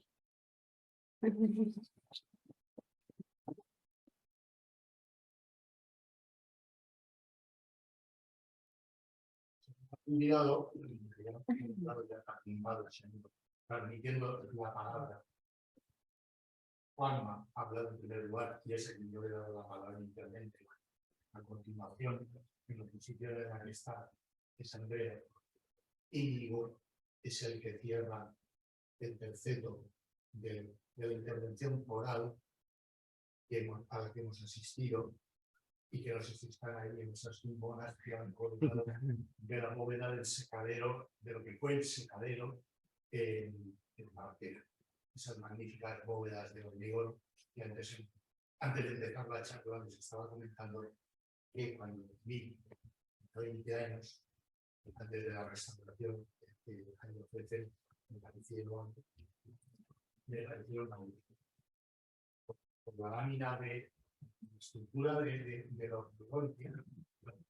Sí, yo para mí un poco el debate que, como saben los asistentes que han venido en otras ocasiones, el debate no es bilateral en dos partes. El debate pretende ser combinado entre los asistentes y entre los asistentes y los ponentes en este caso. Habéis terminado con la actuación en Carolinas y lo habéis relatado. ¿Se mantiene esa actuación? Sí, ¿Se mantiene el vecindario? sí, ahora el problema que hay es que, bueno, Funcionarios privados. bueno, eso en Carolina no suele ser un problema. El problema, o sea, sí, eso realmente fue muy bonito porque lo que comentamos realmente fue cierto, ¿no? O sea, bueno, es un solar que ya tenía una comunidad que estaba más o menos constituida y que más o menos estaba interesada en hacer cosas, pero es verdad que después de la actuación esa comunidad se consolidó y de repente como que los talleres de punta y ganchillo se ampliaron, no como María Ángeles, que es una de las mujeres que vino al taller, estaba siempre regando las plantas y demás. Ahora tiene un pequeño problema, que quizás también es cuestión de hablar en la mesa del arquitecto, ¿no? Que es que hay una pequeña grieta en una de las medianeras que hay que tratar de resolver. Claro, es un solar ocupado de la Sareb. Por supuesto, la economía que se tiene, o sea, nuestra economía ya es muy elevada para lo que realmente se puede hablar en términos de un solar autogestionado. Entonces, bueno, como por una cuestión ética ahora se ha decidido como poner en stand-by a la espera de ver cómo se soluciona, y ahí también pues hacemos una apelación al ayuntamiento o incluso al colegio de arquitectos, ¿no? Para que tomen parte, ¿no? Porque es probablemente una solución muy sencilla, muy formal, que en realidad potenciaría o posibilitaría que se utilizara como uno de los poquitos espacios que no son públicos pero que tampoco son privados, que tienen una función muy bonita en el barrio. Hace mucho tiempo, se hizo hace mucho tiempo atrás la actuación de ese solo. No, eso un año, justamente, yo creo, bueno, se empezó el proyecto hace un año prácticamente, creo yo, entonces dentro de 2 meses ya haría el año oficial desde que se hizo esa... Bueno, el 1 de septiembre justo es cuando se inauguró, digamos. Muy reciente. Es, El 1 sí, de sí. septiembre del 22. Es justo cuando se estrenó la película, digamos. Bien. Sí, sí, sí, sí. Entonces, que ha cogido, bueno, el verano aquí se prolonga muy entrado en otoño, y aunque el mes de febrero ha sido frío y lo suele ser tradicionalmente, pues no es el mejor momento para... No, justo de ellas es cuando más lo ocupan en invierno. Es decir, de hecho es más difícil estar en verano. Claro, justo. Sí. ¿El año que habéis puesto estaba bien orientado? Claro. Vamos a ver. La foto estaba bien orientada. A ver, ¿esa? Esta Pues- foto está bien orientada, sí, yo creo que sí. Por ejemplo, Sí, tiene sol de tarde. Claro. En verano a partir sol de... tarde. Sí, a partir de las 6. Sí, aquí no hemos contado un gestito, a ver, perdón, que es la siguiente imagen. Este pequeño acumulación de baldositas en esa zona en realidad es porque ahí se ponían ellos, ¿no? Porque es la zona que por la tarde tiene sombra. Entonces, bueno, dentro de lo poco que podíamos hacer, el gesto material, pues creo que es curioso porque se han puesto un poco más arriba, pero bueno, así ves la arquitectura. Bueno, en cualquier caso, bueno, de todos modos, la pared del fondo, de la foto de la izquierda, que Sí. es la que se ve, es un palimpsesto magnífico. Ahí está la altura, lo que había, donde estaba la chimenea, Sí. la salida de humos. Sí, No, justo. no, esa foto, sino que después Sí, sí, bueno, sí, es- ahí te ves también. Sí. Pero sí, efectivamente, ahí es que está ahí nieblas y la veía bien. No, la otra que habéis puesto que se ve arriba, pero bueno, esas paredes del fondo son un auténtico palimpsesto de la cultura de lo que hay. Sí. Y ya no hay, pero Que además, la memoria de lo que que es que justo ahora que dices eso de la memoria que decías, este solar no es así tampoco aleatorio, en el sentido de que justo era antes había un edificio donde la gente que probablemente intervino en el proyecto conocía a la gente que lo habitaba, y fue como también un final muy trágico porque creo que en todo el edificio quedaba un matrimonio que los desahuciaron. Y entonces al año de desahuciarlos de repente murieron, ¿no? Que es como un hecho como súper triste, ¿no? Entonces también lo vivían o sea, esta ocupación la vivían con mucho sentimiento, básicamente. Sí. ¿Sabes? Que no... Pero había causa-efecto al desalojo y el fallecimiento. Bueno, eso, No sabemos, no sé, eso ya es de opinión de cada uno. O sea, Ese aspecto. sí, sí. Bueno, Pero bueno. que que se ha utilizado, Sí, sí. aunque en realidad lleva 7 meses esa actuación. Sí, no, pero bueno, a mí sí, sí, claro, claro. Pero bueno. Y ahora que vamos a recuperar en Alicante, yo era niño de pequeño,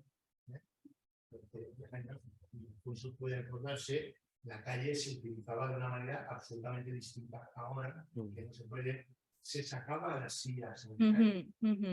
Claro. No había televisión. Igual era un elemento, estamos hablando de se fabricaban las sillas en la calle en verano. Después de caer la noche, porque ya el calor era menos. No era a las 6 de la tarde, y si encima te sobraron el sol poniente, no había tanta circulación. Y las aceras estaban despejadas porque además en la calzada no había vehículos. Había vehículos, pero no recuerdo porque no había vehículos. Y se utilizaba la ciudad de una manera distinta. Pero esto que también se hacían en pequeñas poblaciones, ahora en las pequeñas poblaciones tampoco se hace. Ya. Sí, sí. Sí, no, de hecho está prohibido. Articulación social familiar es otra. Claro, justo también de ese proyecto es lo que a nosotros nos parecía como importante, ¿no? Que de repente como que ellas mismas también notaban que ese espacio público había cambiado totalmente y bueno, de repente es como que tienen que ocupar un solar para de repente sacar esas sillas, ¿no? Y juntarse entre ellas, ¿no? Que esto también, el grupo de Punto de Ganchillo es un grupo que hicieron justo después de la pandemia, una mujer del centro de mayores, porque lo que quería era juntarse con gente para no volverse loca, ¿no? Y entonces quería pues estar con las amigas.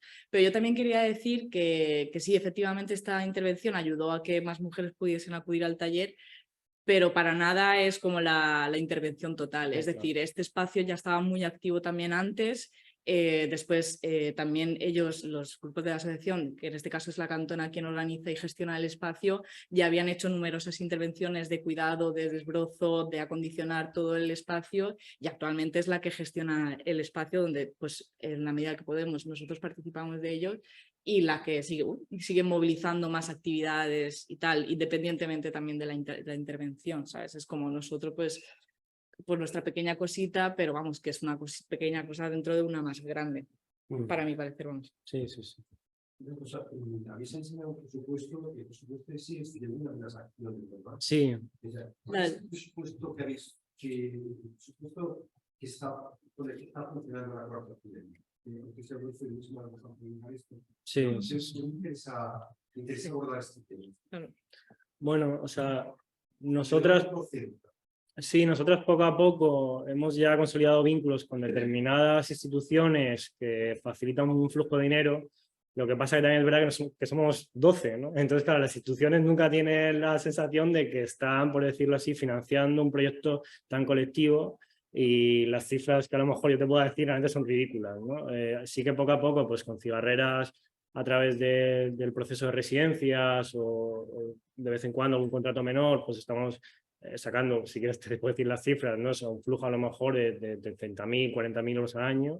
Con el consorcio de museos más o menos también intentamos generar cosas y de hecho, o sea, hay una cosa que yo creo que también es importante decir, teníamos como un poco de miedo que pareciera que veníamos aquí como a distanciarnos del oficio, ¿no? De la arquitectura y demás, y todo lo contrario, ¿no? Porque de hecho ahora lo que estamos un poco viendo es cómo compatibilizamos estas cosas que nos interesan, y como decía Íñigo, ponemos el cuerpo como con otras tareas, ¿no? Que también nos parecen de valor, que quizás tampoco se pueden hacer así porque no hay detrás una comunidad que los acompañe, eso también es importante decirlo, pero que nos aseguran una cierta desprecarización, ¿no? Porque claro, si uno suma esas cifras como si la multiplicas por 4, pero la divide por 12 y por 12 meses del año, bueno, os podéis imaginar. Estaba pensando en este momento la coincidencia de este taller con otras situaciones parecidas que son los festivales que han habido en el Guapat de Bilbao, en que se está celebrando en Barcelona el 11 en este momento, ¿no? Claro, uno tendría la tentación de de alguna manera de comparar qué es lo que sucede allí con lo que está sucediendo aquí, ¿no? Yo creo que tú mismo has pronunciado la palabra fragilidad, y yo creo que es una palabra que ellos no usarían nunca, ¿no? Porque de alguna manera el soporte institucional es mucho más fuerte y mucho más continuo que el que vosotros podéis tener. Sí, sí. Pero frente a esto, yo creo que lo que he visto, y no puedo hacer una cosa que felicitar esta investigación, o felicitar este recorrido, y sumarle este recorrido, como he dicho alguna vez, pero nunca, en cualquier caso, es algo que yo creo que pertenece a las relaciones en las que está, es el hecho de que es una fragilidad, y el hecho de que suceda en una situación periférica como Alicante es tal vez una potencialidad, ¿no? O sea, si yo comparo lo que está sucediendo aquí, con lo que comparo con estos festivales que he conocido, que he venido de Barcelona, que están en Wombat y tal, hay una condición ya como sería algo así como que se da por hecho que tienen que suceder unas determinadas cosas y suceden, ¿no? Mientras que aquí hay algo absolutamente dejado que azar, imprevisto, aleatorio, etcétera, etcétera, pero que yo creo que es y si se sabe manejar, esa es su potencialidad, ¿no? De alguna manera, yo creo que estoy pensando en lo que digo cuando estuve en la escuela de arquitectura aquí frente a las que ya funcionaban, ¿no? Parecía, digamos, que podía ser algo que no podía nunca llegar a jugar ningún tipo de papel frente a las que institucionalmente estaban, como Barcelona, Madrid, jugando un papel importante. Y esa compartir yo creo que podría valer para una experiencia como apoyar el trabajo que estáis haciendo, ¿no? Y la incorporación de esa otra perspectiva, de esa otra posibilidad también de ver, porque nosotros no, es decir, reconocemos que la única representación de la arquitectura no es la de edificios, y por lo tanto el arquitecto es alguien que ha trascendido ya esta función, pero no negamos tampoco que haya una búsqueda donde un edificio pase de una determinada manera, ¿no? Que es muy importante. Y acabo diciendo una cosa que me ha encantado, la referencia que habéis hecho, no sé nunca es el nombre, a la mujer, a la mujer que estuvo Fernando Baley, porque cuando se cuenta... Nunca se menciona. Se cuenta como si la hubiera hecho Aldo Baley, todos los hombres y todos los arquitectos del Team 10.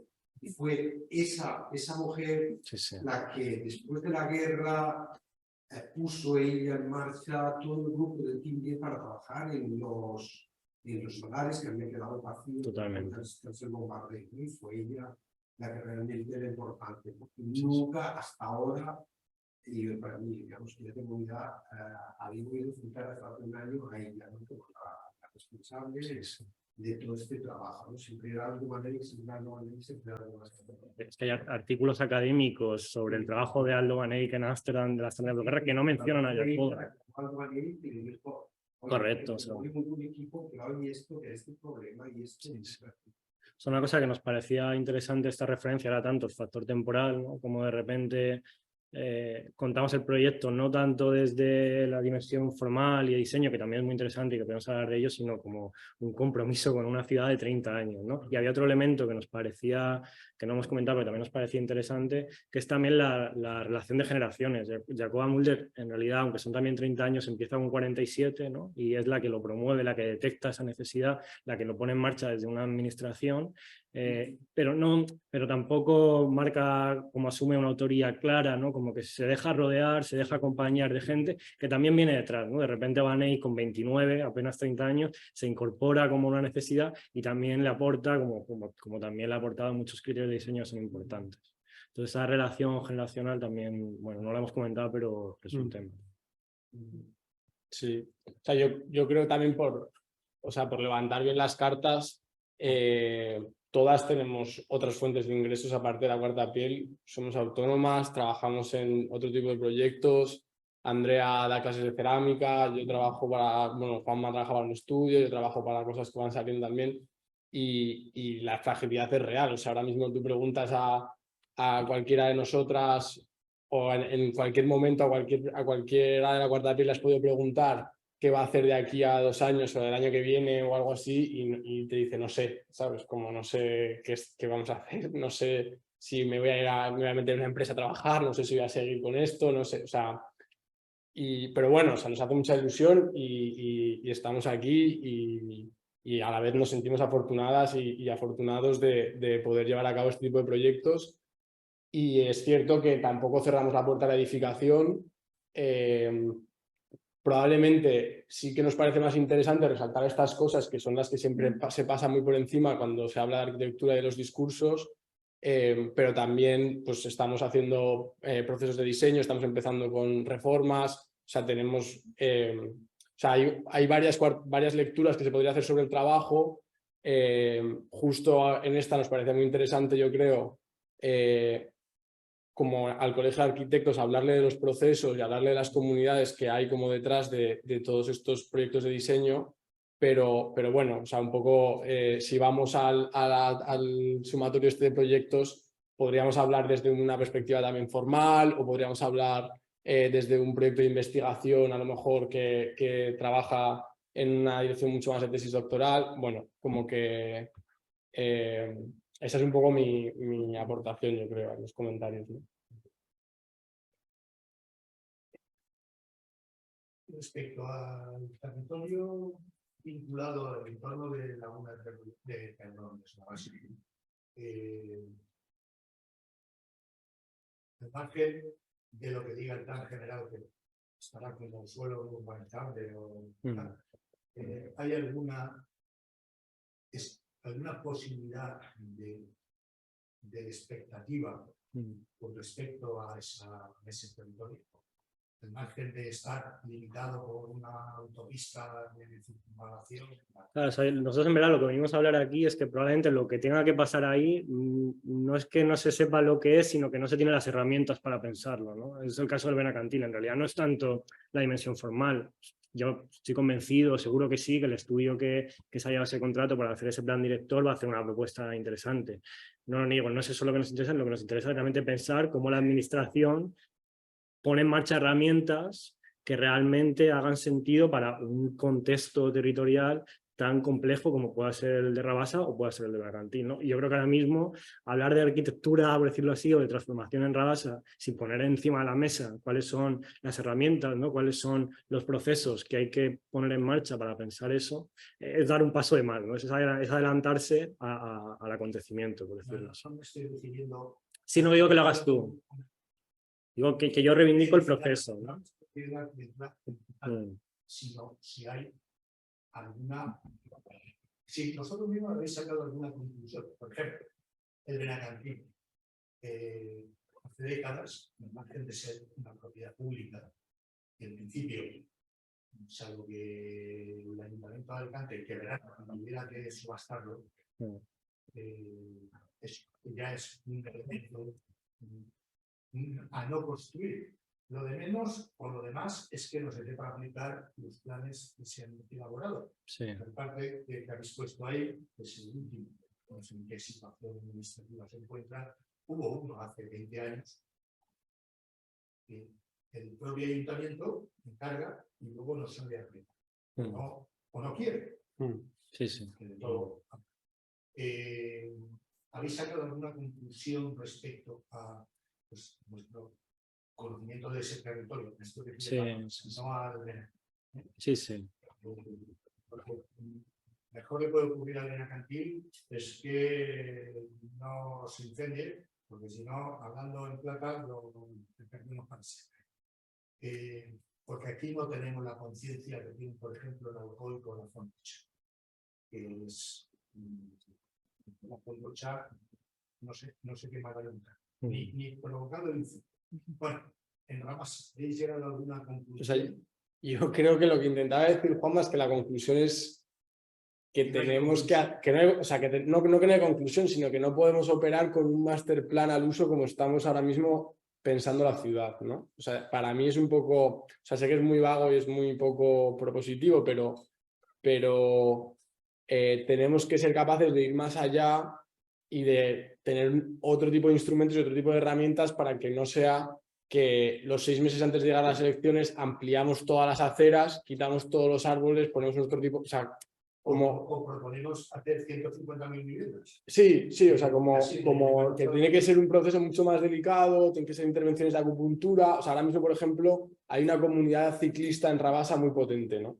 Que es algo que merece la pena destacar. O sea, han autoconstruido un montón de saltos, hay un montón de rutas. Al que le guste eso es como, es muy interesante. O sea, son cosas que se tienen que preservar y que se tienen que tomar como un punto de partida, ¿no? O sea, por otro lado, también hay una asociación que está protegiendo los humedales porque tiene un valor ecosistémico.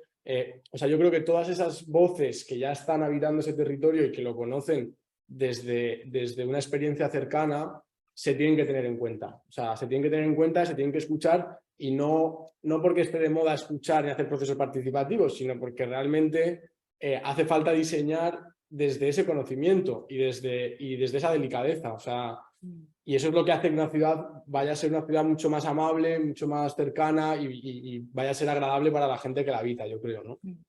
Y justo también está el factor del tiempo aquí, ¿no? Porque claro, con las referencias que queríamos traer, no solo lo que comenta Íñigo, es que durante el proceso que estuvimos trabajando, o que te digo ya a lo mejor que ha sido un año, no pensamos que se pueda conseguir una conclusión clara en un año, ¿no? Es como es algo que al fin y al cabo tenemos que ir retomando pues a lo largo de nuestra vida y bueno, pues que a lo mejor será dentro de 5, de 30 o de 40, ¿no? Cuando ya puedes tener como esa conclusión de lo que hace falta en Rabasa. No lo sé. Sí. Oye, una pregunta. Después de esta magnífica lección que se ha dado de sociología urbana, vosotros habéis pensado, para vosotros, ¿qué valor tiene la ley del suelo? No, o sea, yo creo que la dimensión legal y administrativa es muy importante, ¿no? O sea, yo No, porque vivimos en un... O sea, también lo que estamos trasladando es que vivimos también en culturas, en comunidades que realmente no siempre pueden acompañar estos procesos, ¿no? Entonces hacer aquí como una generalidad, ¿no? De que en todos los sitios se puede hacer un proceso participativo y va a salir estupendamente bien, ¿no? Realmente no es así, por eso la ley tiene una función clara que es efectivamente asegurarse que en caso de que realmente no haya comunidades de cuidado, no haya situaciones de cuidado, no nos vayamos a extremos donde premie el interés particular, ¿no? Realmente, desde el punto de vista urbanístico y arquitectónico, los profesionales que han pasado en esto para pensar en el desarrollo de las ciudades, olvidándose básicamente de que el desarrollo de las ciudades la hace la sociología del momento. Es decir, es más importante estos pequeños estudios que habéis visto vosotros, intención, con buenas intenciones y tal, esto, darlo y transformarlo, que una ley de las instituciones. Yo estoy en contra de la ley del suelo, lo digo absolutamente. Claro, es bastante importante. Creo que realmente la ciudad la tiene que configurar los ciudadanos en sus actividades normales y diarias. La ley, pues la ley es una cosa que está siempre tal, hay unas cosas regladas como las carreteras, el agua y tal, y las instalaciones, que son necesarias, pero el crecimiento o decrecimiento de las ciudades y los espacios urbanos tiene que ser a partir de la sociología del momento. Sí, si no, no se sabe cómo van a crecer. Yo estoy parcialmente de acuerdo. Espera, ahora te llamo.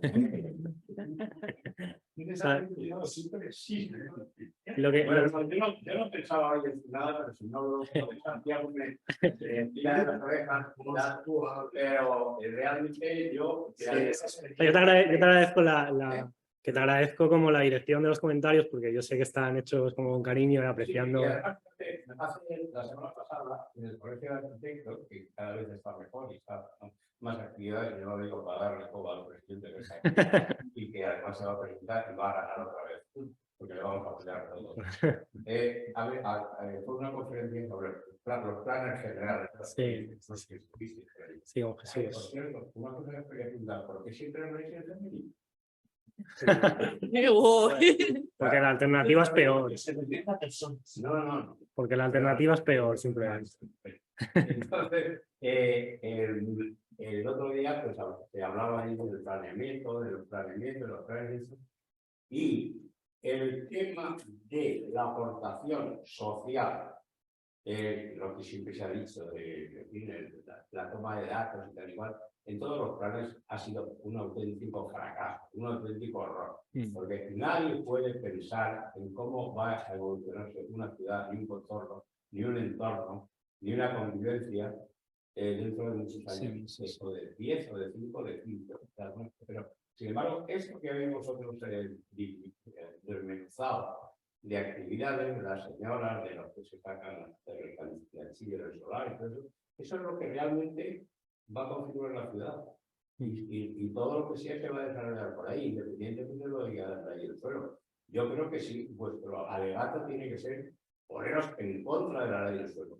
Pancartas, estamos en contra de la ley del suelo, porque la ley del suelo hay que acabar con ella y hay que hacer una ley que no hay que hacer una ley, hay que dejar a la ciudadanía y a la ruralidad, porque claro, hablamos del ciudadano, pero de la persona rural, hombre, mujer, animal, cosa, también es muy importante, ¿no? Sí. Entonces, no se puede encorsetar los regímenes de convivencia. Bueno, y oye, que me ha gustado, realmente, mire, por esto que no, porque no entendía nada. No entendía nada y me aquí muy deprisa y no sé qué, no entendía. Pero luego al final reflexioné y hombre, el conjunto es aportar el hecho de que con este impulso yo creo que podría aportar el hecho del urbanismo. Desde el punto de vista arquitectónico, que en realidad pues, los arquitectos somos como los directores de orquesta. Somos como los directores de cine. Por una cierta autoridad que vamos marcando sin saber casi nada de nada. Pero esto yo creo que puede ser una gran aportación. Pero tendríais que realizar más en el sentido de la aportación a los planes de urbanismo. Sí, o sea, yo ahí quería... O sea, sí, bueno, perdón. Muchas gracias.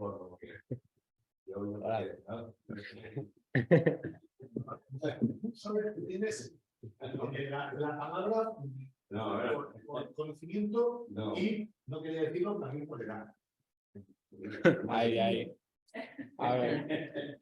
Sí. Que hay una pregunta. Pequeñas reflexiones. Primero, me ha gustado, digamos, los lazos que habéis ido contando, es decir, cómo se han establecido lazos con diferentes comunidades.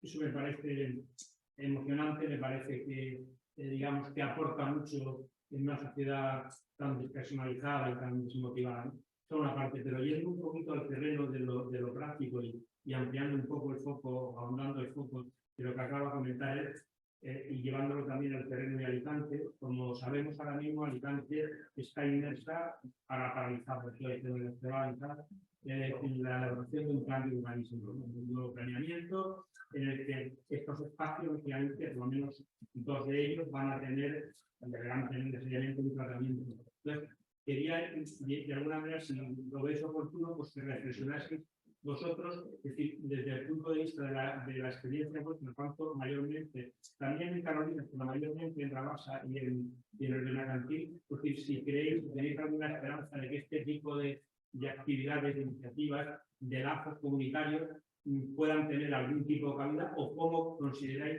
que deberían tenerla en ese planeamiento, en ese diseño futuro de lo que algunos pues, quieren o van a dibujar de lo que quieren que sea Alicante. Bueno, gracias por también los comentarios. No sé, yo creo que las dos preguntas están muy conectadas, 2 reflexiones están muy conectadas. O sea, si tiene algún futuro, o sea, ya tiene un presente, ¿no? Y para nosotros eso ya tiene un valor y el que esas cosas pasen es importante, pero un poco volviendo con la reflexión anterior, esas cosas pasan no solamente por una cuestión como de libertad, ¿no? De una cuestión de una sociología, por decirlo así, donde cada uno puede hacer lo que quiera, sino porque realmente se construyen contextos de comunidades donde se genera una responsabilidad y un ejercicio de cuidado colectivo sobre el ámbito que se está tratando, claro. No queremos como que de aquí parecer que, o sea, yo por ejemplo, hasta Eva ahora aquí que es compañera del estudio, en realidad el trabajo que estamos haciendo en el estudio, el casi 40 o 50% son planes generales. O sea, estamos ahora trabajando mucho con pequeños municipios de la provincia de Alicante, alguna cosa de la Vega Baja, y realmente no estamos ahí como dibujando y diciendo vaya qué desastre, que aquí somos el diablo. No, o sea, cumplimos más o menos una función y en realidad en el 99% de los contextos donde habitamos es necesaria, porque el ente público efectivamente se encarga en cierta medida de regular eso, pero sí que, claro, cuando nos lo intentamos pasar bien, cuando intentamos poner cosas en valor, cuando uno se empieza a vincular con esas comunidades, sí que se dibujan otras formas de urbanismo, se dibujan otras formas de entender la ciudad que, por supuesto, nos parecen mucho más interesantes, pero no son extendibles, ¿no? Que eso yo creo que es lo que merecía la pena de señalar y, como ha dicho Íñigo, son sobre todo procesos de trabajo, son situaciones que se tienen que ir activando, que no están solas, ¿no?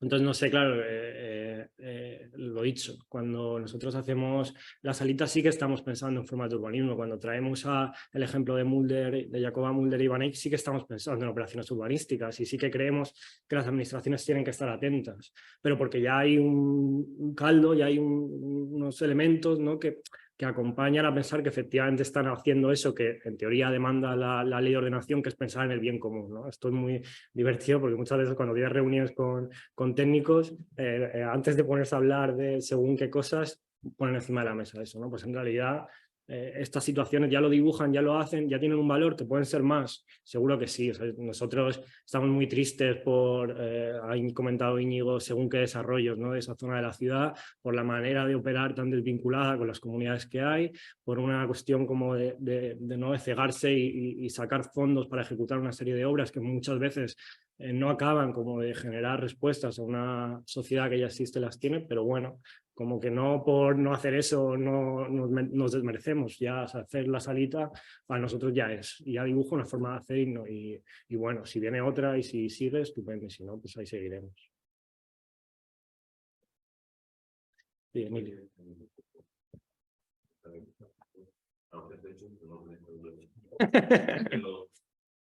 Un debate muy interesante. Yo no voy a decir que no creo en la religión, pero yo creo que no creemos en esta ley. Creo que es un planeamiento totalmente obsoleto, un modelo, ¿no? Que no tiene sentido que el planeamiento de lo tendremos que ver dentro de 30, 40 años. Como que capaz de quedar uno en cuenta. Pero yo creo que como se trabaja en el impuesto, una reflexión muy interesante, ¿no? Que es cómo tratar estos vacíos humanos. Es decir, tú has dicho que el planeamiento, la ley sobre el tiene derechos comunes, no todo tan claro. Entonces, definitivamente busca un equilibrio, ¿no? Es una cosa que aquí sí. se llama pluralismo. Nos han dicho que solo es pluralismo, no está claro. Se hablan de derechos de responsabilidad. Pero luego te das cuenta cuando realmente estas comunidades, ¿no? Toman estos espacios, lo toman, tratan, de alguna forma están manifestando unas necesidades que este urbanismo entonces está. A veces has dicho que hay espacios que no tienen conclusiones, y un poco en esta ciudad a veces perdido que no va a ganar. Claro, a veces se trata de ampliar la tela. Y yo creo que de alguna forma estoy demostrando que lo que falta, ¿no? En este sistema que tenemos es una falta de sensibilidad de la pero falta una cultura de sensibilidad. Yo creo que ya ha pasado grandes siglos de las grandes intervenciones y demás, ¿no? El urbanismo, entendido como el diseño urbano de la ciudad, que ahora la ciudad amable y estas cosas, se tiene que tratar de parte. Yo creo que el urbanismo, tal y como yo creo que yo lo que se dejó muy evidente, no está dando una respuesta. Posiblemente los instrumentos, como tú bien dices, sean otros, pero yo creo que los hay. Yo creo que es un problema de sensibilidad. Ya no sé si del político, del técnico, no lo sé. También hubo una crítica, sensibilidad de la ciudad. Al final, cuando se critica que las ciudades con un liderazgo político, eso tampoco hay una crítica de la ciudad. No hay una crítica de la ciudad, por lo cual, Sí, sí. puedo repetir, yo creo que a mí se me evidencia que al final el ciudadano tiene mucho que decir. Y yo creo que hay un gran debate. Entonces, claro, el sistema jurídico de declaramiento, como le quieran llamar, nos está dando la respuesta. Yo creo que no. Yo creo que no. ¿Cómo se canaliza eso? No lo sé. Pero con mucha imaginación y luego con mucha participación de la ciudadanía, que creo que no. Hay aspectos de esto. No, pero yo pienso que no se trata de coincidir, ¿no? Tenemos farajes como Caballo de Puerta, tenemos farajes como Mercantil. Pero un plan es saber del director de usted no gana. Sí, sí. Poder no hacer nada es la lucha. Claro, sí que creo que está, pero perdona, No, es que a veces tenemos una mentalidad urbanizadora que hace grandes proyectos. Pero si detrás de esto generar grandes inversiones para que haga la vida. No lo sé.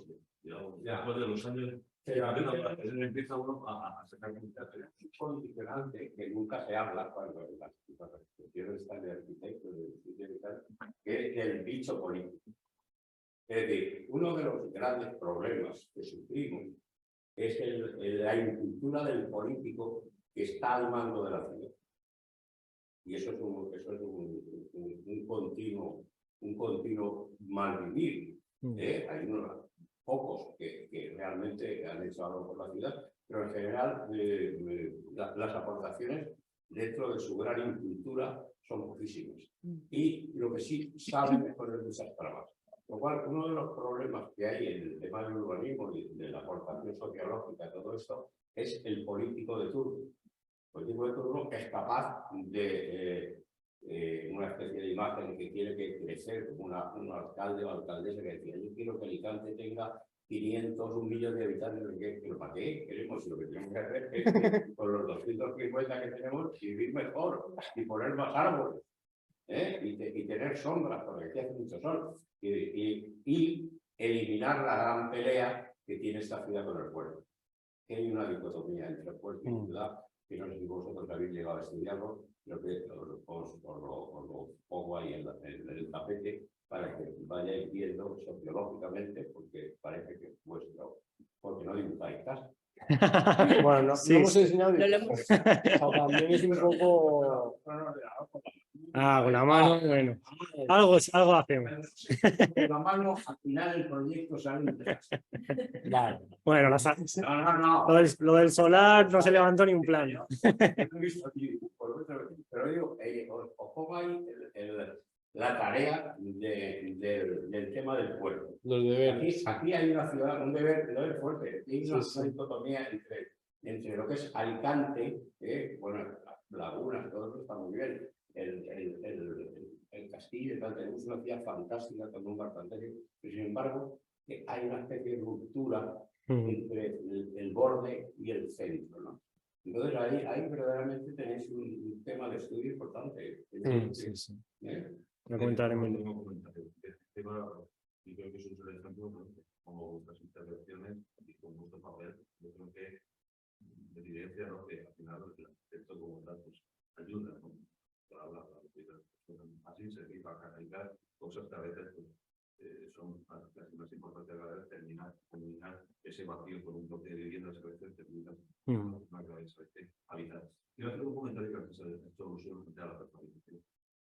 Yo creo que es compatible. Sí, yo lo he anunciado como compatible. Nadie se hace Sí. No, claro. No, yo lo he anunciado como compatible. Sí. Social de todo tipo, pero al mismo tiempo yo creo que es compatible con mantener. Creo que debe haber un compromiso de recuperar y de no permitir que lo suficiente, como lo hemos entendido, no se pierda. Por una parte de nuestra cultura, creo que es compatible. Y bueno, debe ser compatible. Además, habrá un hecho, fíjate, hay una cosa que ayer me estuve siguiendo, resulta que por esto de la inteligencia artificial, tú ahora, por ejemplo, hay un concurso y tú te pones a trabajar, y con la inteligencia artificial de pronto montan imágenes y tal, y en mediodía han montado el proyecto. Entonces, ¿eso tiene valor o no tiene valor? Si la respuesta es buena, a lo mejor tiene valor, pero si no, resulta que es una, digamos, una traición al profesional. Sí. Claro, a ver. Complejo el tema ese. ¿Cómo es complejo? Claro, o sea, tú ahora mismo un proyecto te lo hacen en un día, en un instante, en unas horas. Bueno, hay muchos arquitectos que también hacían eso, ¿ves? Y la inteligencia artificial. Eso... Por eso será la idioteza.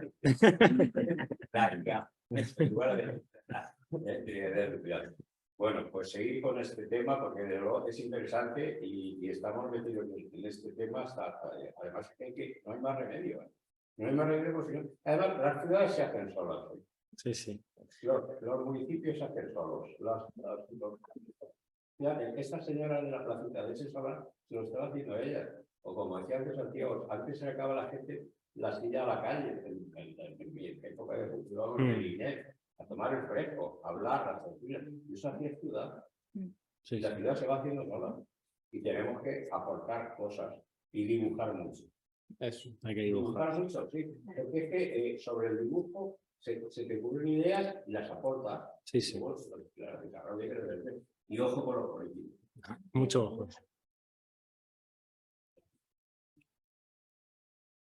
En su uso. ¿Qué pasaría si dentro del plan de vivienda, pues el arquitecto planea sobre el solar ocupado unas viviendas? Porque no tiene estado en contacto con la comunidad, porque no conoce el barrio, porque no ha pisado nunca la ciudad. Y desde su ordenador dice, pues aquí tenemos un solar que dentro del plan de vivienda, bueno, ¿qué hacemos? ¿Qué hace esa comunidad? ¿Cómo reaccionamos? Quien dice esa pregunta respecto a esto en concreto, puedo ampliarla a cualquier otra y en cualquier otro lugar. Bueno, yo creo que hay una pregunta. Ese solar es un solar que existe. Existe para el papá. Claro, si no, no tendría calificación. Es una cosa importante. Sí, ahí ya el problema está en que las viviendas sean buenas o sean malas. Bueno, pero bajo el punto de vista en que esta tarde yo quiero entender, la ciudadanía está reclamando un uso Bueno, sobre ese suelo o sobre otro que necesita. Bueno, pero vamos a ver. Entonces, de acuerdo. Suponte que esa comunidad dice, mira, en ese solar no queremos que edifiquen. Lo vamos a comprar entre todos, porque la propiedad privada es propiedad privada. Desde la comprar entre todos, solares públicos. En este caso es público. Ya, solares públicos. Bueno, semipúblico, las haré. Y la comunidad dice, lo que queremos, si es público no van a hacer un edificio.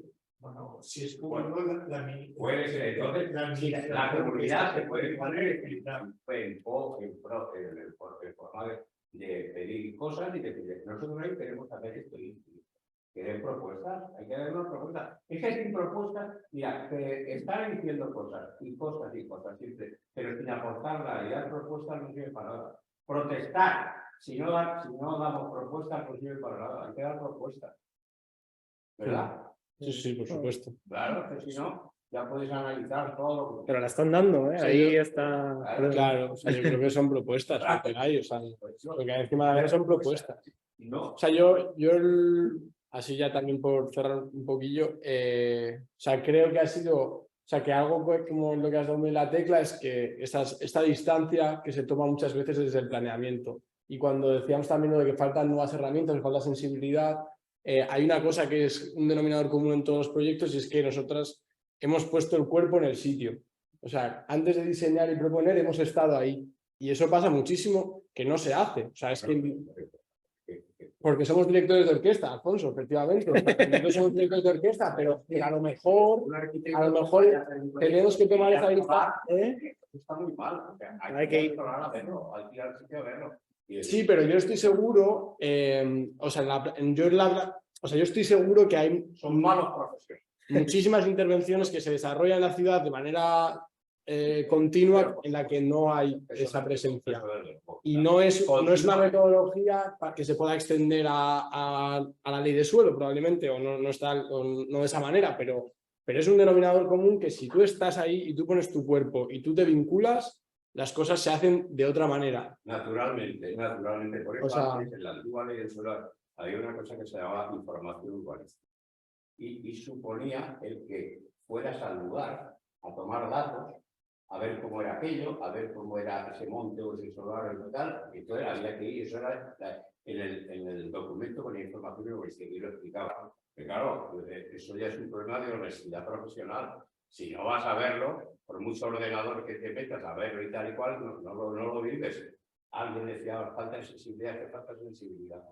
Falta sensibilidad en las cosas, que nos propongamos hacerlo. Muy bien, oye, pues estupendo, Bueno.